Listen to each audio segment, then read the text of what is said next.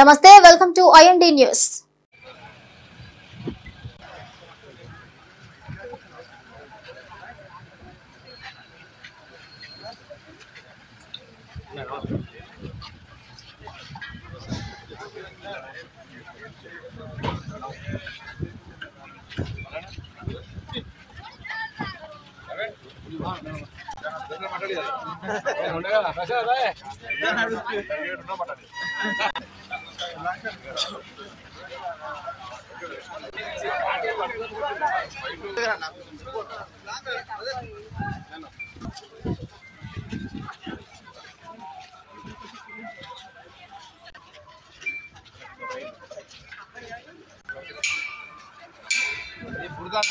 खराब अन्ने पड़ी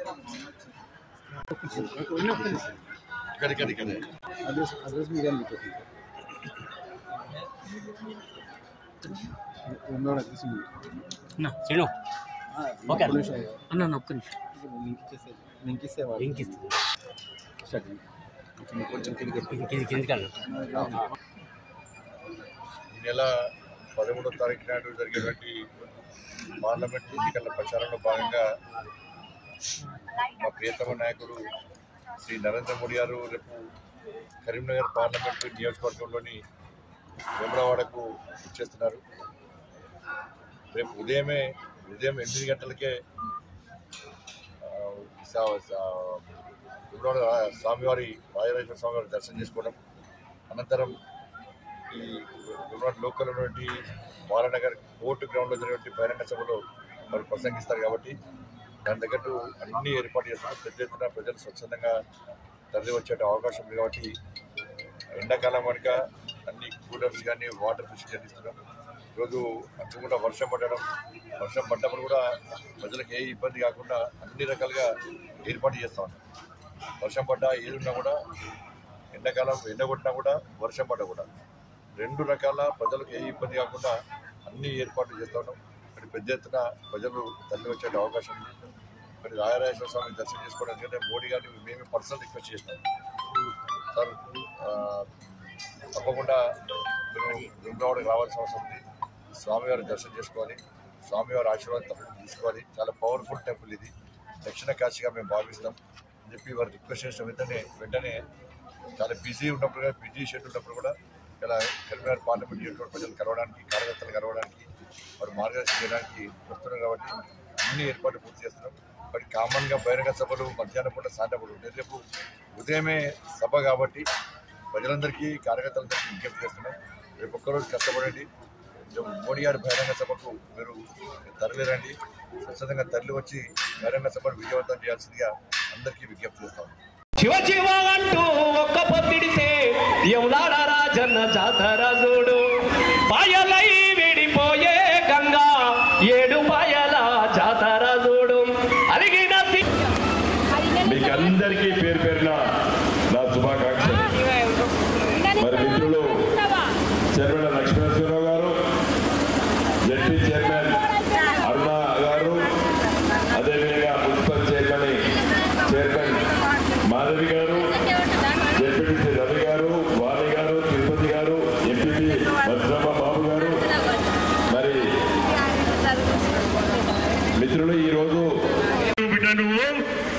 మాకెందుకు నువ్వు చెప్పే ఒకరికో మాట నువ్వు చెప్పేది ఒక మాట చేసేది అదే ఆచరణ చేస్తా ఉన్నాం. నువ్వు ఒక్కసారి అద్దం ముందర పెట్టుకొని నీ ముఖం చూసుకున్నట్టయితే ఆ గాలి గుడ్డు నీ మీదే కనిపిస్తుంది. ఏ హామీ కూడా నువ్వు నెరవేర్చాలని సభకు తెలియజేస్తున్నాను. మన అభ్యర్థి పెద్దలు వినోద్ కుమార్ గారు మన మోడీ గవర్నమెంట్ 10 ఏళ్ళు ఉంటే 2014 నుండి 19 వరకు ఇలా వారు ఎంపీగా ఉండ్రి.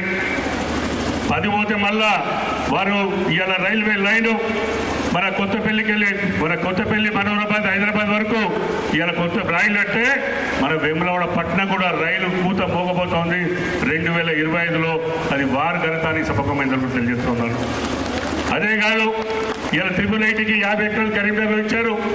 మన పిల్లలందరూ మంచిగా చదువుకోవాలి, అంతర్జాతీయంగా ఎదగాలని ఆలోచనతో మరి వారు తీసుకొస్తే 50 ఎకరాలు ఇచ్చి IIIT శాంక్షన్ చేపిస్తే ఇప్పుడున్న పార్లమెంట్ సభ్యులు సంజయ్ గారు వారు దాన్ని పర్సూ చేయక దానివల్ల గుజరాత్ తీసుకుపోయే పరిస్థితి తీసుకొచ్చారు. ఆలోచించారు కదా. పని చేసే వ్యక్తి మీ ముందుంటున్నాడు. కేవలము మాటల గారడితోనే ఏదో నడవాలి. ఇలాంటి చట్టాలు వ్యతిరేకించేవాడు వాడు గులాబీ జెండా వాడు పార్లమెంట్లో ఉండే. నేను మీ దీవెన వల్ల 2014లో ఎంపీ అయినా మీరు నన్ను గెలిపించిండ్రు. మోడీ గారు 10 సంవత్సరాలు ప్రధానమంత్రి అయితే మొదటి 5 ఏళ్ళు నేను ఎంపీని, తర్వాత నన్ను ఓడగొట్టి బండి సంజయ్ ఎంపీ అయ్యాడు. గత 5 ఏళ్ల నుండి నేను తీసుకొచ్చిన కరీంనగర్ నగరానికి 1000 కోట్ల రూపాయలు ఇలా స్మార్ట్ సిటీ. నేను తీసుకొచ్చిన కరీంనగర్ నుండి పోయినపల్లి వేములవాడ నుండి సిరిసిల్ల మీదకెళ్ళి సిద్దిపేట మీదకెళ్ళి గజ్వేల్ మీదకెళ్ళి మనోహరాబాదు సికింద్రాబాద్కి రైల్వే లైను. ఇప్పుడు సిద్దిపేట వారికి రైలు నడుస్తుందని దక్షిణ కాశీని ఇలా మోడీ గారు కాశీని రిప్రజెంట్ చేస్తున్నాడు. ఇలా కాశీ ఎంపీ మోడీ గారు దక్షిణ కాశీని కూడా కాశీలాగా తీర్చిదిద్దాలని చెప్పి నేను ఇలా ప్రకటిస్తున్నా. ఉత్తర భారతదేశంలో కాశీ నగరాన్ని కోట్ల రూపాయలు పెట్టి నువ్వు సరిదిద్దినావు. మా వేములవాడలో ఉన్నటువంటి రాజరాజేశ్వర స్వామి దేవాలయానికి ఒక 500 కోట్లు ప్రకటించి అని చెప్పి నేను డిమాండ్ చేస్తున్నాను. మోడీ గారు మీరు వచ్చిందా? ఇప్పుడు నేను వేములవాడ దేవాలయం ముందు మాట్లాడుతున్నాను. నీ వారణాసి ఉత్తర కాశీకి ఇలా నువ్వు 1000 కోట్ల పెట్టి తీర్చిదిద్దినావు. సంతోషం.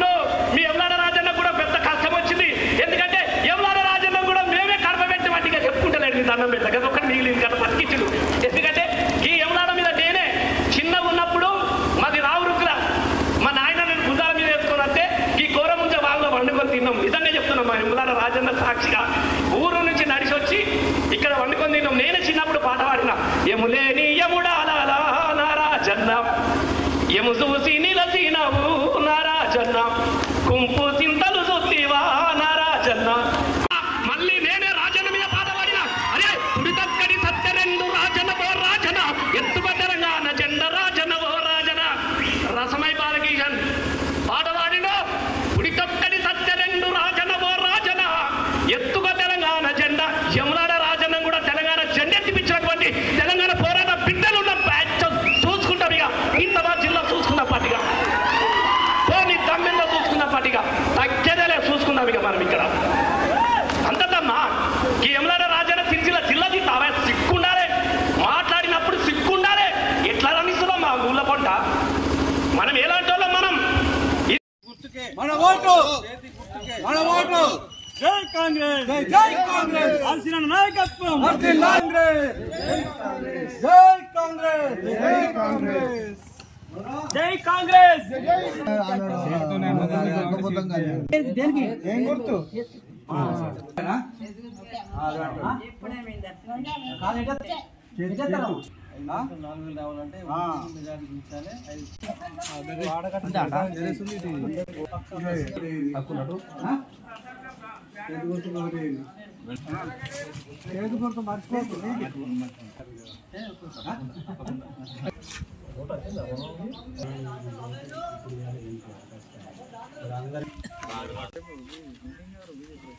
జై కాంగ్రెస్ జై కాంగ్రెస్ జై కాంగ్రెస్ జై కాంగ్రెస్ జయతి గుర్తుకే జయతి గుర్తుకే గెలిపిద్దాం గెలిపిద్దాం గెలిపిద్దాం కాంగ్రెస్ పార్టీ జిందాబాద్ కాంగ్రెస్ పార్టీ జిందాబాద్ జయతి గుర్తుకే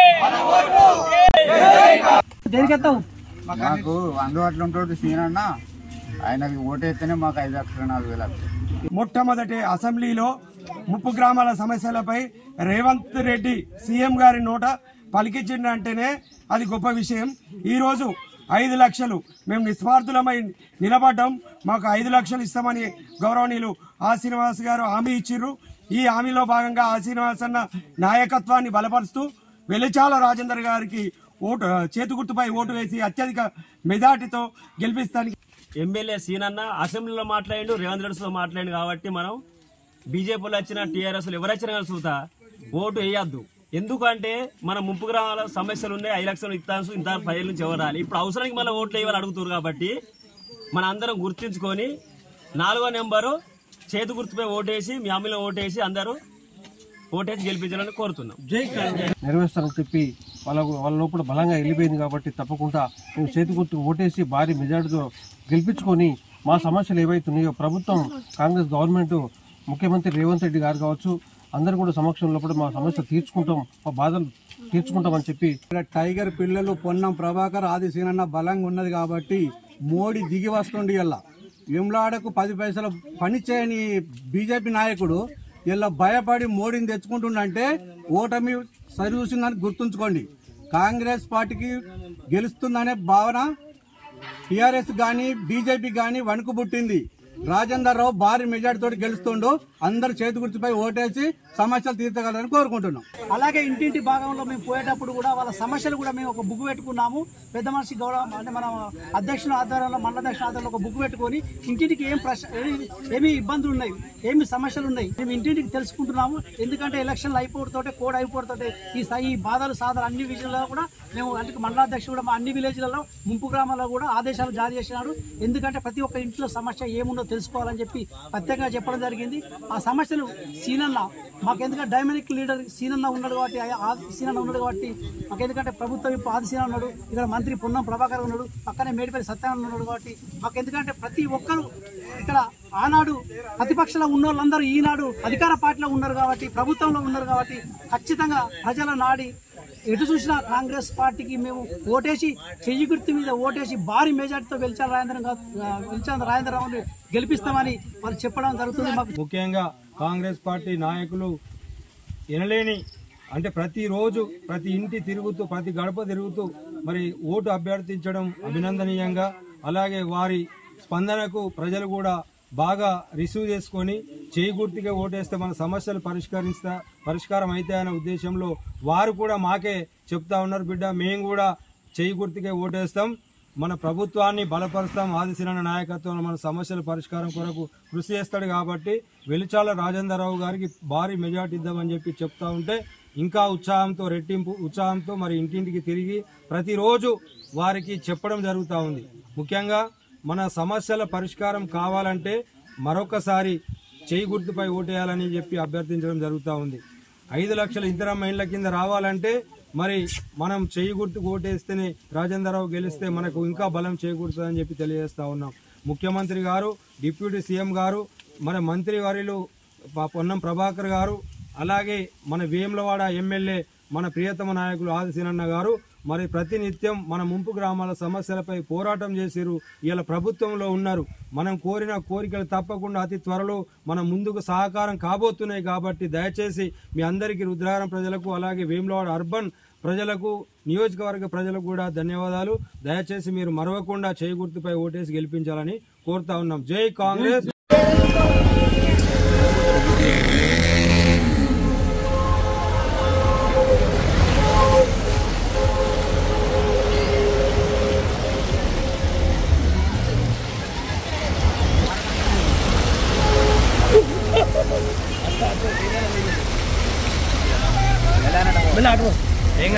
ఇటు లెఫ్ట్ దిగకు ఇటు రోడ్డు దిగుతా లెఫ్ట్ దిగకు.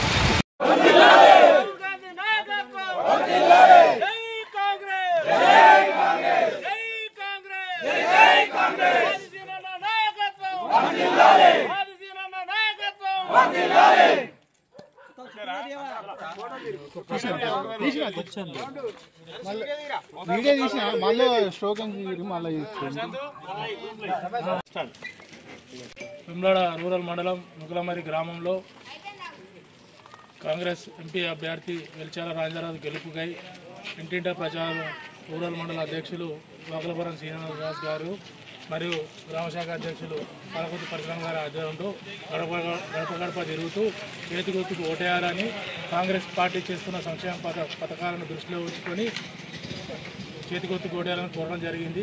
ప్రజలతో సానుకూలంగా స్పందిస్తూ ఖచ్చితంగా మేము చేతి గుర్తుకు ఓటేస్తూ రాబోయే రోజులలో రాహుల్ గాంధీ గారిని ప్రధానమంత్రిగా చూడాలని మేము గెలవగానే ఉచిత మహిళలకు ఉచితంగా బస్సు ప్రయాణం చెప్పినాం, అది అమల్లో పడి తీసుకొచ్చినాం. అదేవిధంగా ఉచిత కరెంటును చెప్పినాం, ఉచిత కరెంటు కూడా ఇచ్చేందుకు మరి ఈరోజు ప్రజలందరూ కూడా గమనించవలసినటువంటి అవసరం ఉన్నది. 500కే సిలిండర్ కూడా మరి ఇంప్లిమెంట్ చేసినటువంటి పార్టీ కాంగ్రెస్ పార్టీ. ప్రతి ఒక్క వారికి మరి ఏదైతే ఆరోగ్యశ్రీ కార్డు ఆనాడు ఉన్నప్పుడు 3 లక్షల వరకు ఏదైతే ప్రతి ఒక్కరు వినియోగించుకున్నారో ఈ రోజు అది 10 లక్షల వరకు పెంచి మరి అమల్లో పడి తీసుకొచ్చింది కాంగ్రెస్ పార్టీ. ఆనాడు మరి రైతాంగాన్ని చూసినట్టయితే ఒక క్వింటాల్ వెనుక 5 కిలోల నుంచి వెళ్ళి 6 కిలోల వరకు దోపిడీ చేసినటువంటి ఈ బీఆర్ఎస్ పార్టీ యొక్క చరిత్రను కూడా తెలుసుకోవాల్సిందిగా నేను విజ్ఞప్తి చేస్తున్నాను. ఈరోజు కాంగ్రెస్ ప్రభుత్వం రాగానే మరి కిలో 800 గ్రాములకే మరి ఒక సంచి వేయడం జరుగుతుంది. దాదాపు క్వింటల్ వెనుక 3 కిలోల వరకు కూడా ఈరోజు రైతాంగానికి మేలు చేస్తున్న పార్టీ ఏదైనా ఉన్నదంటే కాంగ్రెస్ పార్టీ చెప్పక తప్పదు. మరి రాబోయే రోజుల్లోపట ఏదైతే కాంగ్రెస్ పెట్టినటువంటి మేనిఫెస్టో ఏదైతే ఉందో మరి సెంట్రల్లో రేపు గవర్నమెంట్ రాగానే ఏదైతే ఆనాడు కాంగ్రెస్ పార్టీ ఉపాధి హామీ పథకాన్ని తీసుకొచ్చింది, ఆ ఉపాధి హామీ పథకాన్ని ఈరోజు ఈ ప్రభుత్వాలు మరి పని దినాలు తగ్గించి కూలీ కూడా పెంచినటువంటి దయనీయ పరిస్థితి లోపల మనం బతుకు వెలదీస్తున్నాం. కాంగ్రెస్ పార్టీ రేపు రాగానే మరి 400 రూపాయలు ప్రతి కూలికి మరి ఇచ్చేందుకు మరి మన మేనిఫెస్టో పెట్టడం జరిగింది. దయచేసి ఇవన్నీ ప్రజలంతా అర్థం చేసుకోవాల్సినటువంటి అవసరం ఉన్నది. ఈ ఒక పక్క బీజేపీ పార్టీ మత కల్లాలు సృష్టించేందుకు జై శ్రీరామ్ అనే నినాదంతో మరి ముందుకు వస్తుంది. మరి ప్రజలందరూ కూడా ఒక్కసారి గమనించమని కోరుతున్నా. దాదాపు 60-70 ఏళ్ల నుంచి మన తాత ముత్తాతల నుంచి కూడా మన దేవాలయాలు ఈ ప్రాంతంలో ఉన్నాయి. అదేవిధంగా ప్రతి ఒక్కరం కూడా రాముని పూజించడం. దేవుడు గుళ్ళో ఉండాలి, భక్తి గుండెల్లో ఉండాలి. కానీ మరి ఇలాంటి మరి ప్రజలను రెచ్చగొట్టే ప్రచారాలు చేసుకుంటూ మరి పబ్బం గడుపుకోవడం కరెక్ట్ కాదు. అభివృద్ధి చూపెట్టాలి. ఈరోజు బండి సంజయ్ గారు మరి ఈ ప్రాంతం నుంచి ఎంపీగా గెలిచిన తర్వాత ఈ గ్రామానికి ఏమన్నా తీసుకొచ్చిందా నిధులంటే ఏం లేదు. ఏమన్నా గుళ్ళు కట్టించిందంటే గుళ్ళు లేదు, బళ్ళు కట్టించిందంటే బళ్ళు లేదు. మరి అదే ఆనాడు ఎంపీ పొన్నం ప్రభాకర్ తెలంగాణ ఉద్యమంలో పాల్గొంటూ జైలుకు పోయి పెప్పర్ స్టే అయి మరి తెలంగాణ కోసం కోరినటువంటి గొప్ప మహావ్యక్తి. ఇదంతా భారతదేశ ప్రజలకు తెలుసు. అదేవిధంగా మరి వీడికి తిరుపతి రైల్వే స్టేషన్ తీసుకొచ్చి తిరుపతికి రైళ్లు తీసుకొచ్చినటువంటి వ్యక్తి. పాస్పోర్ట్ కేంద్రాలు తీసుకొచ్చిండు, నవోదయ విద్యాలు తీసుకొచ్చిండు, హాస్పిటల్ తీసుకొచ్చిండు. ఇలా సిరిసిల్ల లోపల కార్మిక హాస్పిటల్ తీసుకొచ్చినటువంటి మరి ఘనత మరి పొన్నం ప్రభాకర్ ఉంది. అదేవిధంగా ప్రతి ఒక్క కమ్యూనిటీ హాల్లకు కూడా డబ్బులు ఇచ్చినటువంటి వ్యక్తి పొన్నం ప్రభాకర్. అందుకోసమే అభివృద్ధి చూపెట్టాలి ప్రజలకు.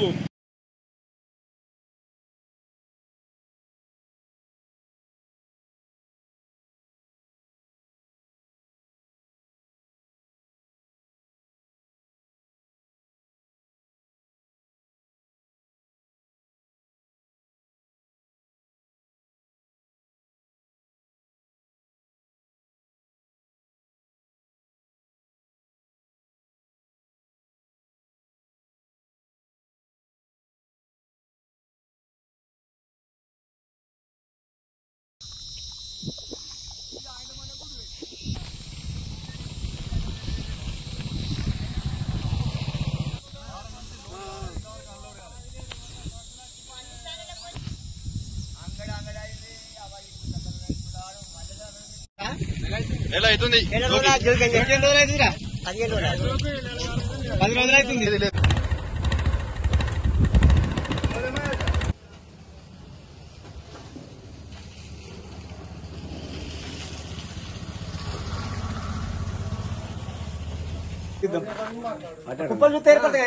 నెల రోజుల అడ్లు కోసి పట్టించుకున్న నాయకుడు లేడు, అడ్లని చూసేవారు లేరు. ఏం చేదు మరి అవి వర్షాలు 5-6 రోజులు అయితే వర్షాలు వచ్చేటట్టున్నాయి. మరి అవి ఏం చేసుడు?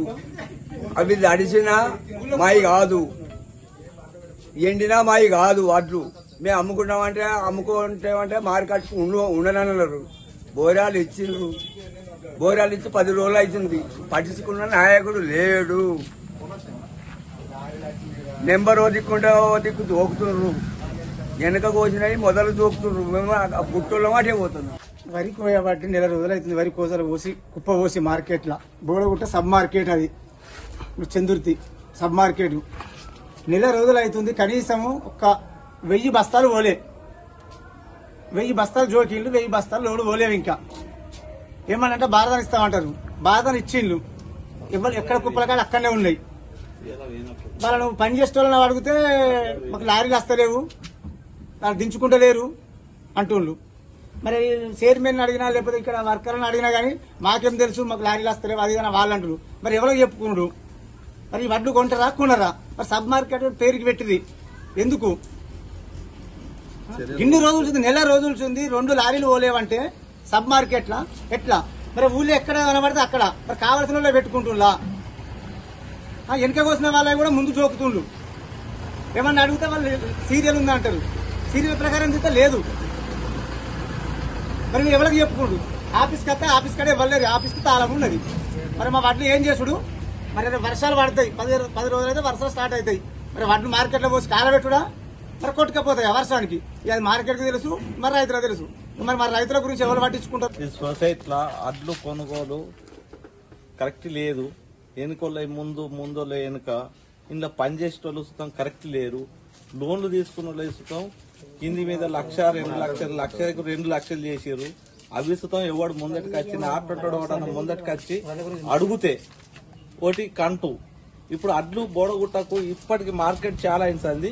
3 లోడుల అడ్లు పోలేవు ఇప్పటి వరకు. పూర్తిగా ఊరన్నీ వేయినాయి. మా ఏరియాకు మరి కట్టుగా కథలు అల్లి ఎవడు పైసలు ఇస్తే ఆనికి పోతున్నాయా, మరి 2 కిలోలు 3 కిలోలు పెట్టిన సుతం పోతున్నాయట. లారీలు సుతం వచ్చి వాపస్ పోతున్నాయట. పక్క ఊర్లో పొద్దుగాలే వచ్చి నా దగ్గర చెప్పిండు. అంటే ఏం చెప్తున్నారు మీరు అని నేను అడిగిన. అట్లాంటి దానికి మరి ఏమి మేము సొసైటీ చైర్మన్కి ఫోన్ చేసినాం, ఇప్పటి వరకు రాలేడు. నేను పొద్దుగాల అదే ప్రయత్నంలో ఉన్నా. మరి ఏం సంగతి, మా అడ్డు వంటరా ప్రైవేట్కి ఇచ్చుకుంటాం అన్న సుతం ఫోన్లు లిఫ్ట్ చేసులేదు, చేసులేదు. ఇప్పటి వరకు 10 అయిపోయింది, 10:30 అవుతుంది. ఇప్పటి వరకు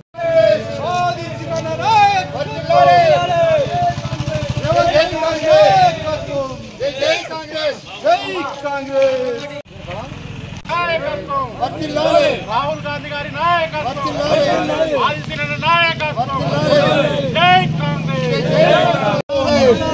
ఆదిత్యనాథ్ నాయకత్వం,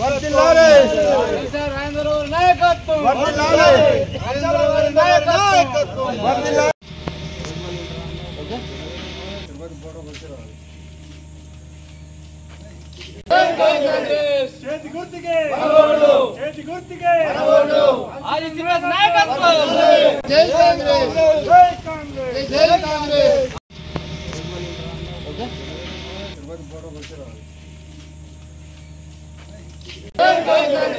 చేతి గుర్తుకే చేతి గుర్తుకే ఆదిత్యనాథ్ నాయకత్వం, జై కాంగ్రెస్, జై కాంగ్రెస్, జై కాంగ్రెస్.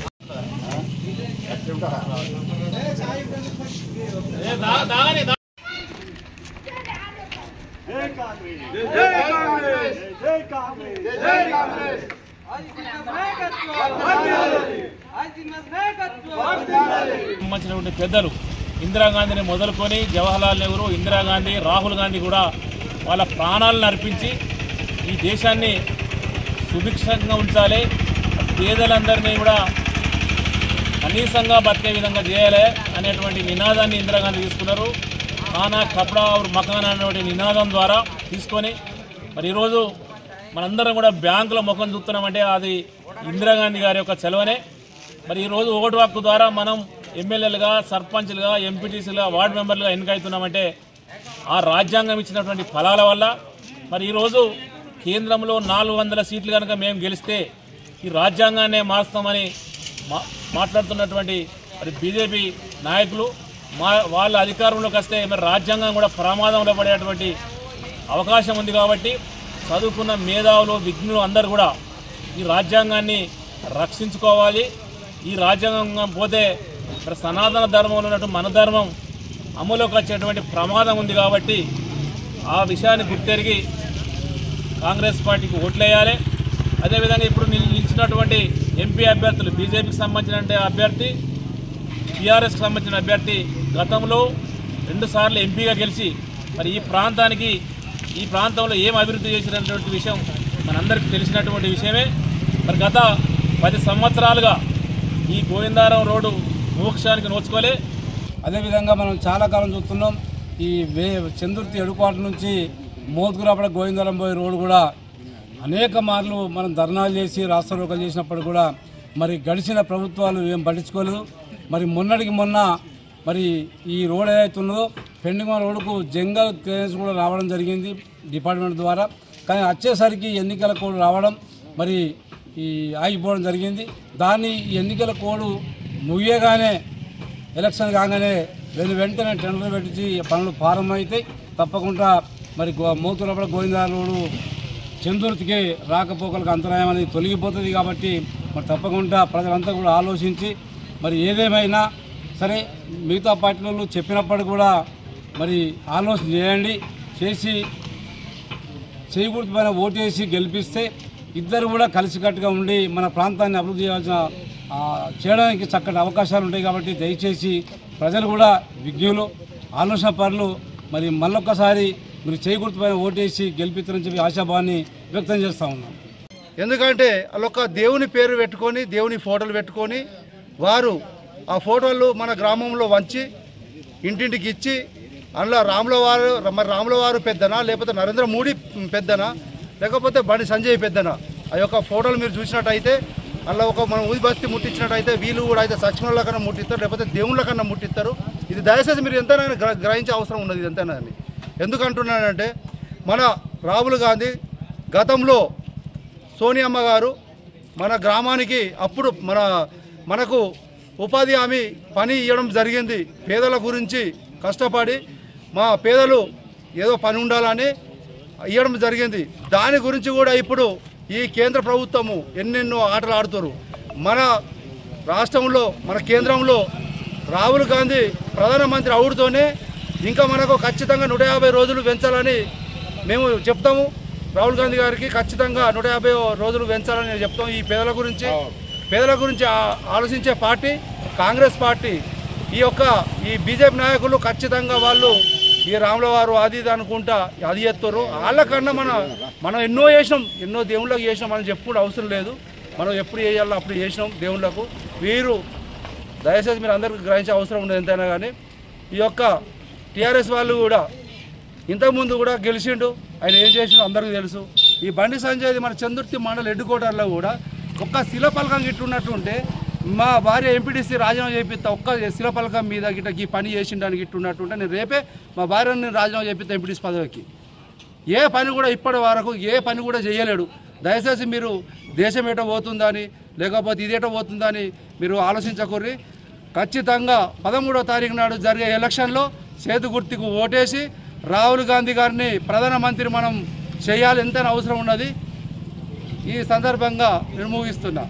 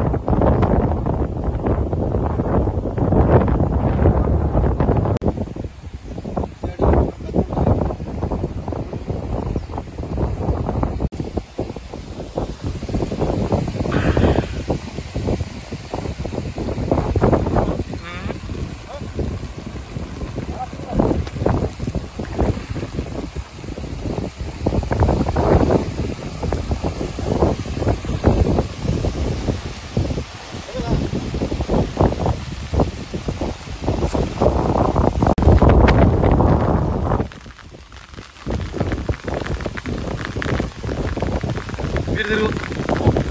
అందులో మొత్తం